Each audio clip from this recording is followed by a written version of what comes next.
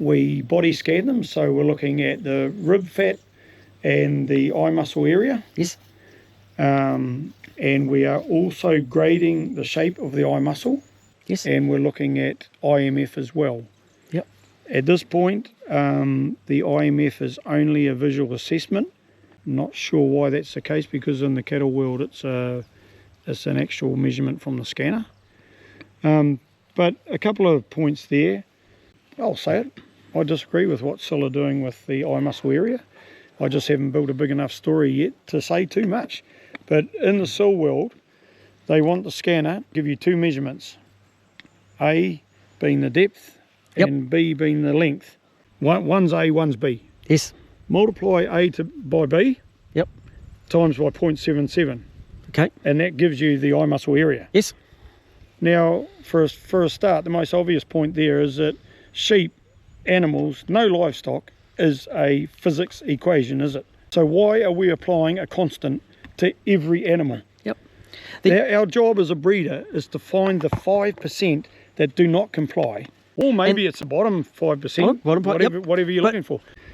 Syl only want one of those measurements, because that one measurement best correlates to the overall carcass yield. And I understand, correct me if I'm wrong, but I understand that relationship was built through a trial on 15 kilo lambs done many years ago. Funnily enough, things have probably changed a little bit. We're not doing 15 kilo lambs anymore. The first works lambs I ever sold killed out at 12.8 kilos, and they netted me $9. In 1805. Yeah, a long time ago. In 1987. What I get my scanner to do, and it's what we've been doing in the cattle world for years, is to trace the shape of that eye muscle, right? Okay. So he's got a little outline traced on his screen, and that gives him an area. Yes. It's not A times B, it's an actual area. Yep. Now, as we all know, any two completely different shapes can give you the same identical area, can't it? Absolutely. 2 times 4 equals 4 times 2. Yep. Now, as well as the area traced, we call it, he will grade that eye muscle on shape. Yes. Now, a nice deep round one is a 1.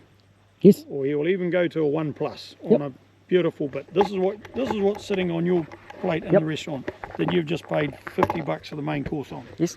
And a 5, we're on a 1 to 5 scale, where a 5 is a long,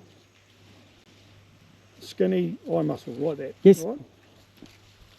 And interestingly, our Wiltshires have a full range, 1 to 5. Yep. I haven't analysed it to see whether there's more 5s than 1s, but it's a pretty even distribution, as you would expect, because it's been a completely unselected population, right? Yep. The embryo lambs in there. We body scanned the 30 embryo lambs, male and female, that we weaned. Yep. Not quite without exception, I think there was 4 in there that did not grade a 1. A 1. 4 out of 30 did not grade beautiful shape. Yep. Now, that is not an unselected population, but there's enough genetic difference in the ewes and the sires to get away from the argument that it's one ram done that all. It's not the case. So that was really interesting. That ewe there, the one at the front. Yep. And the next one. Yep. Which one's got the biggest eye muscle? You have no idea. Thank you very much. I'm not even going to attempt to ask. That's exactly the answer I wanted. Good. Because that's the right answer. I know. And you cannot eyeball that eye muscle. I will go so far as to say you can be more accurate in the sheep than you can in the cattle, but you are still a long way out. Yep. So don't really try. We're not paid on the shape. No, you're not. At the works. So people would say, what the hell are you worrying about it for? But we will be. But, well, I've been saying that for quite a while too, but breeding programs are not about where you want to be tomorrow. They're about where you want to be in 15 or 20 years. And whether you ever get there or not is possibly a different story, because the target does shift. But it takes, my point there is, it takes a long time. Yep. What do consumers want from their meat in 10 years' time? And that's what we actually need to do now. And this is, I can't predict the future. You know, there's farmers out there that 30, 40 years ago said, we're going to want sheep with no wool. Okay? They saw the future. Right now, we need to go, the meat thing, the yield thing, and the intramuscular fat, that's not decided. But I actually think what we need to do is we need to go, see that lamb there? Yeah. That one's got nice intramuscular fat. She's got a nice eye muscle. She's a restaurant lamb. This one over here, she's got a bit of a funny shape in her eye muscle. Good eye muscle. She's a little bit lean on the intramuscular fat. She's a supermarket lamb. Yeah. This is a snotty ram lamb. He's still got his testicles on. The Arab boys like those ones with lots of flavour in there. Hey, it sounds racist when I say it, but it's not. No. That's what they prefer. No, and market and put that sheep and grade that sheep appropriately on where it's going. Exactly. Yeah, 100%.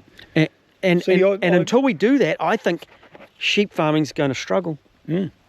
Because we're trying to just produce a sheep that has meat. As you say, you just get paid on the meat and put it into a market. But we need to actually pick animals, and I think too, there's going to be restaurants out there that want that lamb rack with a certain amount of intramuscular fat. They're doing with the cattle, and they're marketing cattle to that effect into restaurants. This is what it is. This is where it's going.